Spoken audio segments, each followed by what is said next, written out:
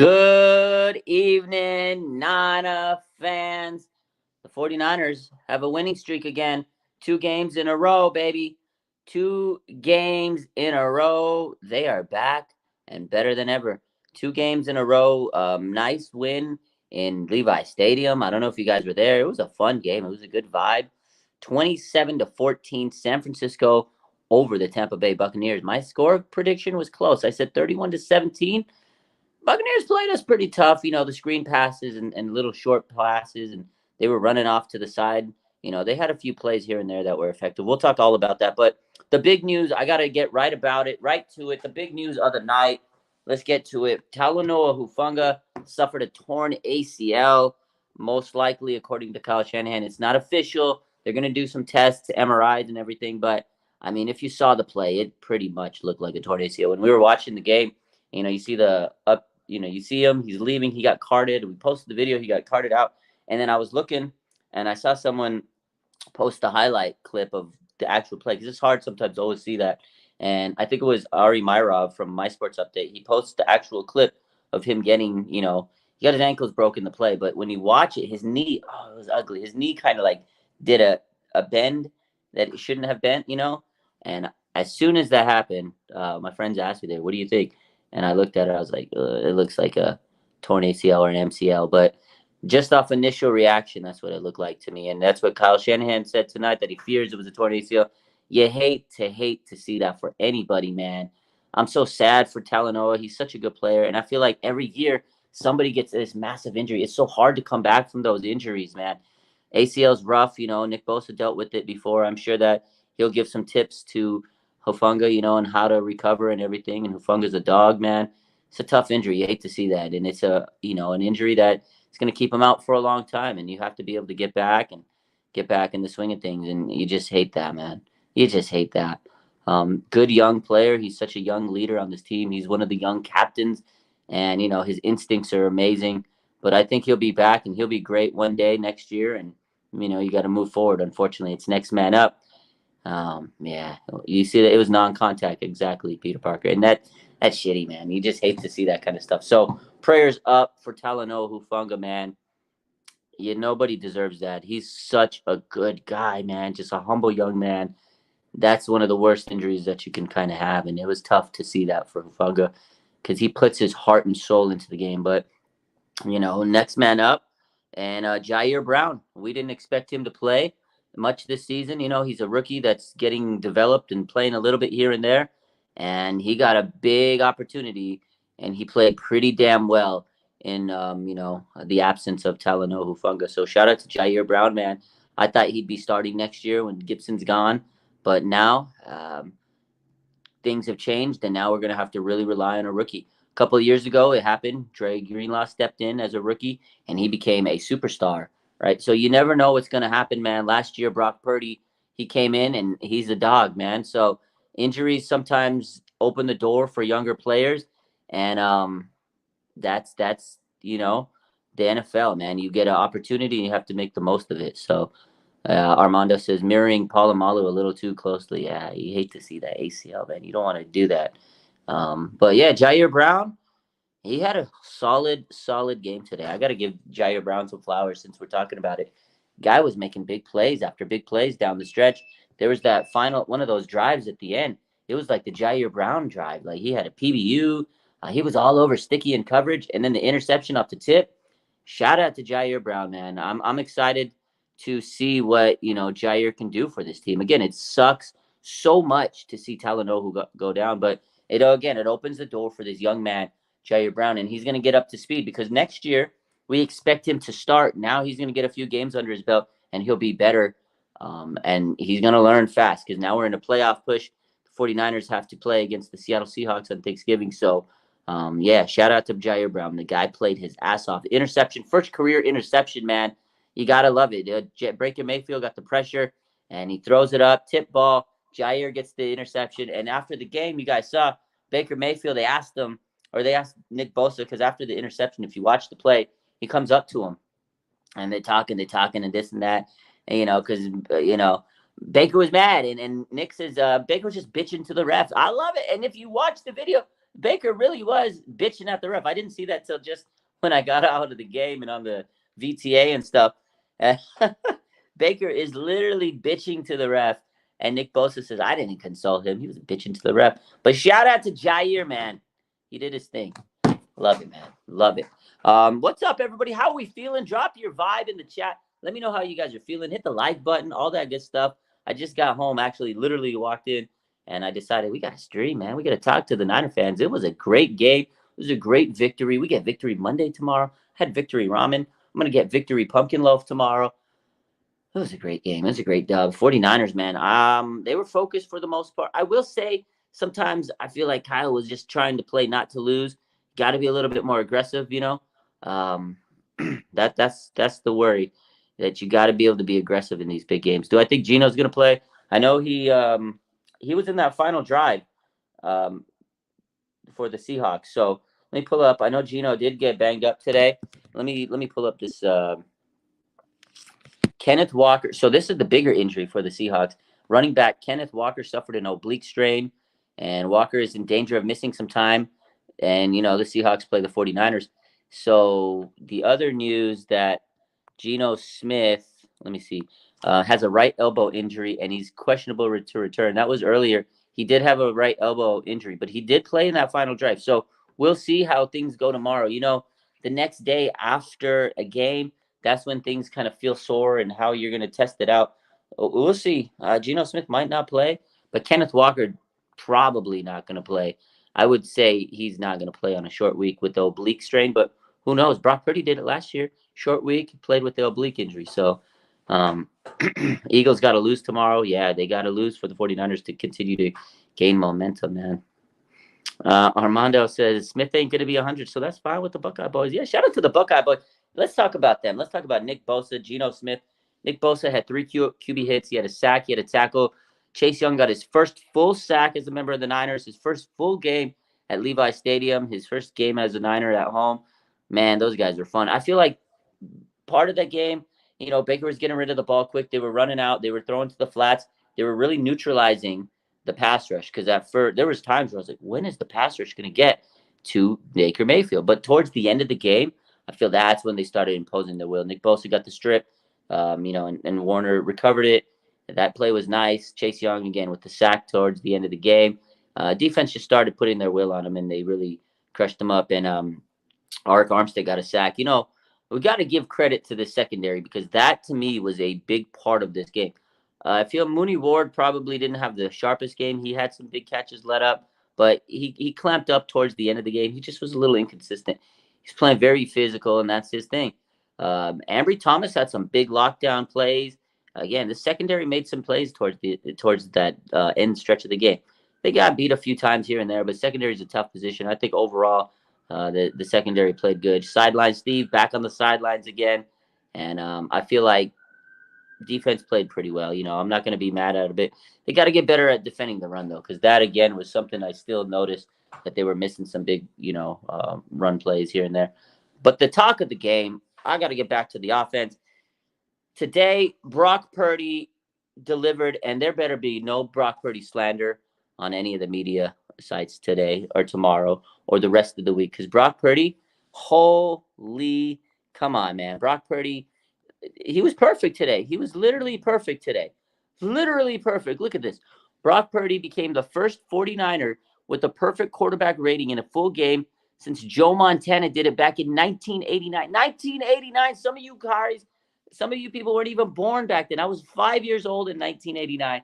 Brock Purdy, literally the man. He became the first 49er quarterback since Joe Montana to have a perfect quarterback rating. Are you kidding me? Are you kidding me? He threw 84% of his passes. He completed 84% of his passes. 347 yards, 3 touchdowns, not a single interception. Oh my God, man. And the touchdown pass to Brandon Ayuk. Oh my God. Everybody sat here and said that all he does is dink and dunk, dink and dunk, dink and dunk. Brandon Ayuk, that fucking pass was money in the bank. Oh my God. It was a 76-yard touchdown before Josh Allen throws an 81-yarder earlier today. Brock had the longest pass of the NFL season. That play was incredible. 76 yards. Oh, oh my God. That was insane. Yeah. That was a beautiful, says Beast Mode says, Raj, just ask Smitty for that hat. Purdy is more than on pace. Let's go, Beast Mode. You're right. We got to ask Smitty for that hat. That's right. We're going to cash in another bet. Oh, man. ESPN is not convinced yet. You know what? That's crazy. Everybody's going to be, people just want to hate on the Niners and Brock Purdy, but they better give this man his flowers. Better give his flowers to Brock Purdy this week. When I see ESPN and all these analysts, they need to give Brock his flowers. Listen to this, though. Brandon Ayuk also needs his flowers. The deep threat we all know that Brandon Ayuk is a deep ball receiver. He's such a good receiver, wide receiver one. I called it. I said Brandon's going to have a big game. I said 2 touchdowns. He got 1. Okay, I'll allow it. 5 catches, 156 yards, a career high for Brandon Ayuk. 156 yards, career high for Brandon on 5 catches. That is the most yards on 5 or fewer catches by a receiver this season. 5 catches, he got 156 yards. Obviously, big deep pass is a big part of it. But, man, he was cooking. Brandon Ayuk was cooking. I love it. Yeah, Armando says it as a system. People are joking. George Kittle today says, oh, he's a system quarterback, right? David says, no arm, though, right? Everybody wants to drop hate on Brock. People need to remember he's coming back from an elbow surgery. He's still building the strength in his arm, and he's still developing in terms of his strength as an NFL player, hitting the weight room and whatnot. His deep pass is getting better and better every week, and that's what we're seeing on display. We're seeing the deep ball of Brandon Ayuk, or not Brandon Ayuk, of Brock Purdy get better on a weekly basis, and it does help to have a guy like Brandon Ayuk. And this is where Brandon Ayuk is about to get paid, because what have we said the first half of the season? The first half of the season, we said, okay, Brandon Ayuk wants to get paid. He needs to score touchdowns. He needs to make big money catches, and now that's what he's doing. These last 2 weeks, Brandon Ayuk, touchdown, 2 games in a row. The streak is starting to rack up. I think Brandon Ayuk's going to go on a little tutty streak. He knows the bag is there. If he gets a big-time game after big-time game, they're going to have to pay him, because that is what it's all about. Go out there, produce. We're going to pay you for production. And Ayuk is finally hitting those touchdowns. He's cooking, man. That was a massive game for Brandon Ayuk. If he plays like this every week, Brandon Ayuk is about to get paid. Big-time paid, man. Big game for BA, man. That was huge. And George Kittle. George Kittle is getting the ball. Do you know what happens when George Kittle gets the ball? Great things happen when George Kittle gets the ball. The 49ers are pushing the ball down the field. You got Kittle getting the ball. You got CMC getting the ball. You got Ayuk getting the ball. This is the 49ers offense. Debo's in there. Debo doesn't even have to do much. He's such a decoy. I think the threat of having Debo is so scary for these teams. Oh, my God, Debo's going to get the ball. Boom, Brandon Knight. Oh, my God, Debo's going to go. Boom, George Kittle. Oh, my God. CMC. Fucking love it, man. I love it. Not bad for the last pick in the NFL draft, right, guys? Yeah. Bah, man. It's a great dub. It was a great win. Overall, good victory, good win. I mean, it does suck that we lost Huff like we talked about, but let me know who you guys think stood out in this game. Fred Warner also. Birthday boy, Fred. Birthday, Fred. He got a little fumble recovery. That was a nice play. A little Fred Warner, Nick Bosa action. Defense was hitting on cylinders today. Again, it wasn't perfect, but they held them to 14 points. Held the Buccaneers 14 points. Baker did a little bit of, he was dotting them up at sometimes, but again, it was a tough fought game. I thought, Tampa Bay would play tough, but we really stymied them for the most part. It was a good win. Yeah, Stephanie says Warner had himself a game. He played good, man. You got to keep feeding Kittle, says Omar. Absolutely. You can't stop feeding that man. Keep feeding Kittle. Get that man catches and just throw it his way. He's hungry. He's hungry. Nice to see Mitchell get some carries. Yeah. Probably a little shot to, I think that was a shot to Grant Cohn by Kyle Shanahan. But it was nice to see Elijah Mitchell get a few carries. It's nice. You want to give you want to lighten the load a little bit on CMC. Early in that game, Kyle wasn't giving the ball to CMC. I was like, okay, he's giving him a little plays off. So that was interesting. They didn't force feed it to CMC for a while. That was nice to see. Yeah. People really wanted to bench Purdy. Can you imagine, Ethan? People really wanted to bench Brock Purdy. That's crazy. As the real Spider-Man says, never thought I'd ever say thank you to Sean McVay and the Rams. That's what Kittle said tonight. He goes, shout out to the Rams. He says, I never thought I'd say thank you to the Rams, man. That's crazy. The Rams beat the Seahawks, and the way they lost was on a game-ending field goal. Oh, my God, you got to love it. They lost on a game-ending field goal, and the 49ers now 7-3 have a game ahead of the Seattle Seahawks. That was a huge loss for Seattle. And the 49ers absolutely need to win on Thursday night, on Thanksgiving, man. Anthony says, what blows my mind the most is all these analysts will ignore Tampa Bay being the best red zone defense. The analysts are going to say, oh, Tampa Bay's not a good team, this and that. They're gonna give every excuse in the book of, oh, 49ers beat a meaningless team, and they're going to say all that. But we all know Tampa Bay played tough. They're a better team than people think. They got a good defense. They're very aggressive. They got some good players on that defense, man. Shaq Barrett, Vita Vea, their linebacking crew is nice. So I'm not going to sit here and say that they're bad. They got Mike Evans. 49ers, this was a tough win, a tough, hard-fought win for them. I think it was a good victory. Every victory is good in the NFL because no game is guaranteed. You can't win every game. You don't know what's going to happen. Injuries happen. You don't know. You don't know what's going to happen. Joe says, call him Mr. Perfect. Brock Purdy, Mr. Perfect. I love the nickname. What a guy, man. Perfect QB rating, dude. God, Brock Purdy, man. Gotta love the guy. Unbelievable game today. It felt good. It felt good. Felt good to be out there in Levi Stadium. I hadn't been, it felt like forever since the 49ers played a home game. And the faithful were rocking today. I got to tell you that, man. Levi's has become such a rocking atmosphere. Like, it's a good place now. I remember when I first used to come and watch games at Levi Stadium way back when it was first built 10 years ago. Way back 10 years ago. But when it was first built, and I used to fly out here. I used to live in Vegas, and I used to fly out here just to go to Levi Stadium to watch some games during the season. They were so bad. Nobody cared. I was like, it was so, man, I hated it because nobody was vibing. Team was losing. Empty house. The seats were just like barren. No type of vibe. And then I'd fly all the way over here and they'd lose. And I'm like, come on, man. So it's nice to see the 49ers Levi Stadium rocking these days. My man Niner Guy for Life says Niners need to sign Tarvarius Moore to take Huff's place. They did work him out earlier in the season. He's a former 49er. Honestly, maybe they add him for depth. I'm actually cool with Ji'Ayir Brown, but they do need like a depth piece, somebody else. I'm sure they would sign someone this week. I know they're going to get Jason Verrett back. He doesn't play safety. I think keep an eye on this guy. Keep an eye out on him. 9 lives, Dante Johnson might get signed back. Might get signed back to the team. If he's fully recovered from his ACL injury, I could see them going and get Dante Johnson because he could play nickel, he could play outside, he could play safety, he could play it all, man. Hell, he could probably play quarterback with how long he's been on the damn team and been cutting stuff. I could see Dante Johnson being brought back on the practice squad. Let's just watch out. I know Jason Redskins signed this week, but maybe Dante Johnson. We'll see. My man, Throwback. What's good, 49ers? Throwback. He says, we are beating Seattle. Mark my words. Let's go. Julius Calloway says, Brock Purdy said they wrote me off, but I ain't right back. That's right. Mary Ray says, my birthday is on Tuesday, and this was such a best birthday gift I can get is a dub. Yo, happy early birthday, Mary, to you. Tuesday's your birthday. But, yeah, you got a birthday dub.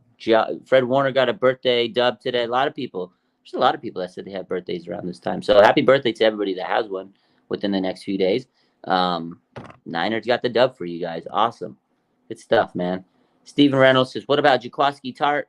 Absolutely no way, my boy. I loved the guy when he was on the team, but I didn't love him when he dropped that interception against the Rams. So I'm good off of Jaquiski. And last time the Niners were going to bring him back, he wanted more money than they were going to give him. So, no. Say no to Jaquiski Tart. Niner guy says, I like more speed. Yeah, he's got good upside. He was a good athlete, but he did tear the Achilles, so I don't know how much he's lost from that, Spider-Man says, do I think Ji'Ayir Brown steps up? He stepped up today, man.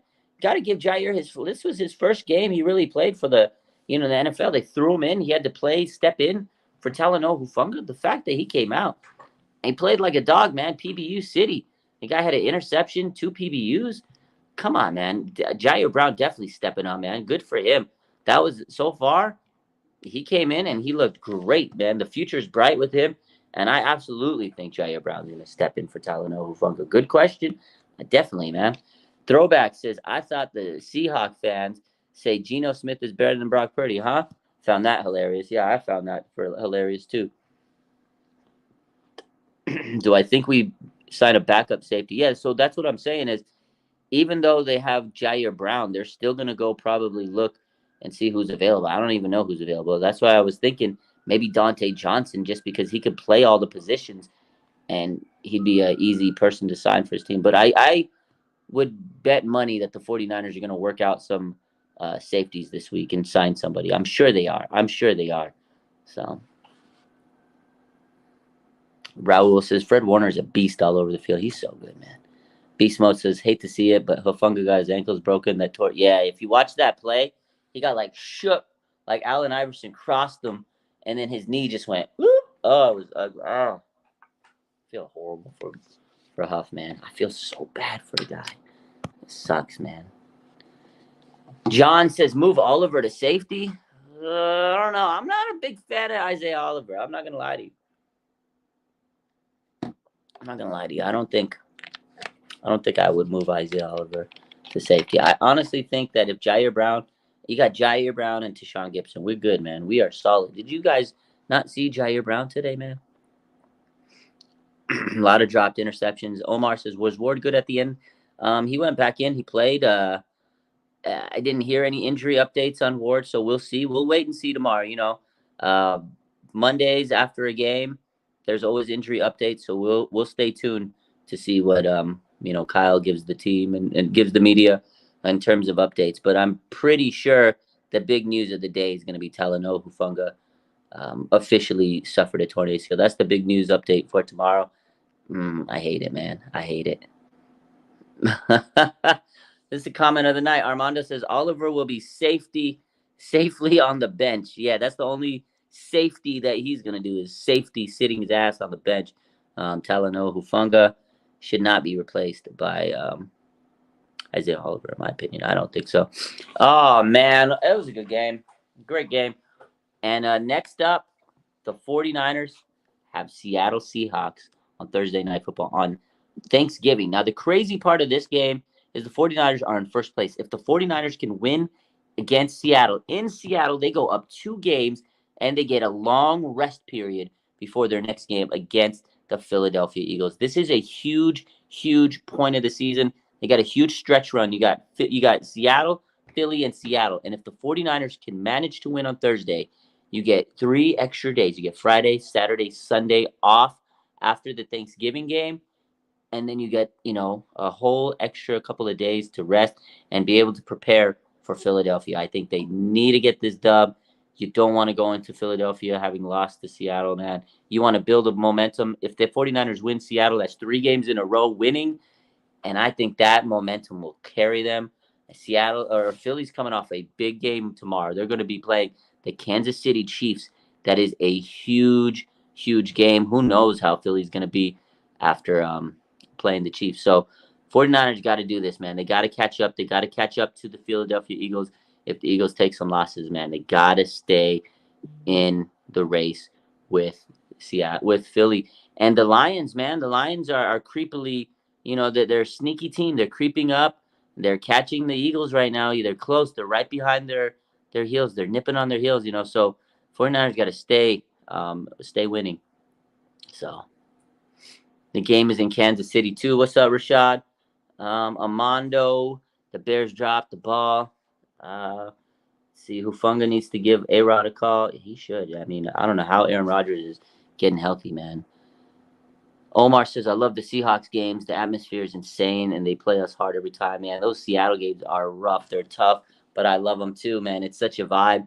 Every year, even when the 49ers are not a winning team, traditionally those last couple years back, I remember even those games, 49ers would play their butt off, and the Seattle Seahawks would play their butt off. Pete Carroll's going to have his team ready to rock and roll no matter what, man. Pete Carroll's going to have this team rocking, and they kind of feel like they they play tougher against the 49ers than any other team. Obviously, they get up for that game. It's a big rivalry game. I feel like they try to take players out. I don't want to say that they're like trying to target the 49ers, but I feel like when they hit the 49er players, hitting them with a little bit more gusto. So, yeah. VZ, what's good, my man? Ugly win, but a win is a win. Hey, a win is a win is a win is a win. That's it. We just play for dubs, and the 49ers got that dub tonight. I'm hyped up. It was a great dub. Yeah, overall, I feel like it was a much needed victory. The 49ers are continuing to build a streak, and you just see that this team now they're they didn't like that losing streak, and I think they're trying to build this win streak up. And also you got to realize that the 49ers with Chase Young, it's just really opening up this defense, and they're still learning on how to become better with a guy like that on this team. And that defensive line, when the game starts getting towards the end, you could tell the Buccaneers were getting tired, and the 49ers were just overbearing them. So things like that, you can tell, man, the 49ers were just overbearing the Tampa Bay Buccaneers. Early in the game, Tampa was hanging tough. I'm not going to lie, I didn't like them hanging around. I was like, oh, they got a chance. They got a chance. But the 49ers just broke their soul, especially with that Ayuk touchdown. The Ayuk touchdown was the game changer. That was the momentum killer. That gave the Niners everything they needed. When that play happened, you could just tell, like, it took the wind out of the Buccaneer sails, and the crowd was just like, what the? It was insane, man. And the defense played tough after that because they know, I could tell the defense was like, all right, man, offense is helping us out. They're kicking some ass. We got to go and help these boys out, man. Defense was swarming after that. The Brandon Ayuk play just changed the whole complexity of the game. That play was just fucking money, man. And then the touchdown to Kittle, Brock is silly, man. He's so good, man. The D line didn't play well. They didn't play well to the end of the game. I guess what I was saying earlier. I feel like early in the game, D line was not pressing, but towards the end, again, they imposed their will. They got the Buccaneers tired, and that D line was crushing at the end of the game. But yeah, early in the game, the D line wasn't really doing as much as we'd hoped they would. But again, it was a tough Tampa team. They have a good offensive line, and the 49ers were able to withstand it though. So. Penalties are still a problem, says Debbie. Yeah. I think if there's one big takeaway from this game, penalties are killing the Niners. There was a point where they had 5 penalties for 50 yards. I don't know the final stats. Pull them up, but yeah, 49ers penalties was a big problem. Let's take a look at the numbers. Let's go into the numbers. So, team stats. So, I mean, the 49ers, look at this. 420 total yards to 287. Passing yards, 305 to 221. Rushing yards, 115 to 66. 49ers. Yards per play, 7.1. Both teams had 22 first downs. 49ers were actually not as good they were 4 out of 10 on third down. Buccaneers were 7 out of 14. That was one of those things I noticed was the third downs. There was a point where the Buccaneers kept getting third down after third down. So they didn't get to really score much, but that's something the 49ers need to clean up in the future is third down efficiency. Because the Buccaneers were getting a lot of third downs on the 49ers. And then right here, penalties, the 49ers had 7 penalties for 66 yards. You can't do that against big time teams like Seattle and Philly and everything like that. You got to start you got to clean it up. Penalties are got to be the backbreaker, that's going to hurt you down the line. So you got to clean that up. And turnovers, man, that's the big story of the game right here. They had 2 turnovers, fumbles lost, and an interception. And 49ers, that's how they won. They got those interceptions and, the big turnovers. Those penalties are going to come back towards the end of the season. So I agree. Cut those penalties off, man. Yeah, Peter Parker says the soft zone coverage is not going to cut it come playoff time. I know they still run it as part of their scheme, but I agree with you. The soft zone coverage, man, just is not it. They have played a little bit more man, but they still need to do a little bit more than what they're doing. The zone coverage is going to be the end of them if they're not careful. So just a few things to cover up, clean up penalties and efficiency on third down. Some coverages are definitely kind of risky there. So, wasn't a perfect win, but it was definitely a good win. 13-point win, man. I'll take it. A 2-score win, 27-14. I expected it to be 31-17, so it's about where I felt like this game was going to be. Honestly, I felt like the Buccaneers were better than a lot of people thought.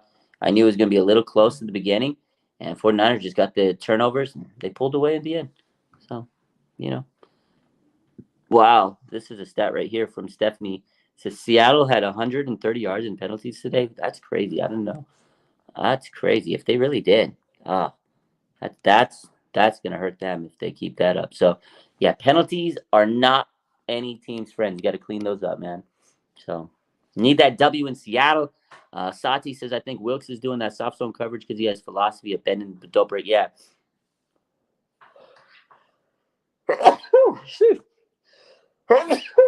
Sorry about that. Allergies acting up, but yeah, we talked about that as well. I feel like that is kind of the philosophy the 49ers had during those games that they were losing. It really stuck out. But I feel that that is a Steve Wilkes kind of thing. He's kind of like bend up, but don't break. Don't give up the big play. Thank you, VZ. I feel like that is the style that Steve Wilkes likes to run. Is okay. You can give up a few plays early. We'll give you like the easy pass here, 5 yards here, a little screen pass. Okay, you can hit us here. But once they get towards the end zone, they tighten things up a little bit, and I feel like that's the Steve Wilkes defense. We've seen that a lot this year. Bend but don't break. I don't like it.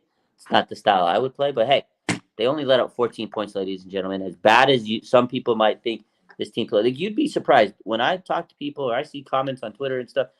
Yeah, you'd act like the timeline thinks the 49ers lost this game sometimes. They played good. They only let up 14 points. They had 2 turnovers. What else can you want? Niners won the game, 49er faithful, and I'm hyped up. It's Victory Monday tomorrow. I'm going to end this stream. I want to say thank you for all the support. That was our just initial reactions. We got a lot more to talk about.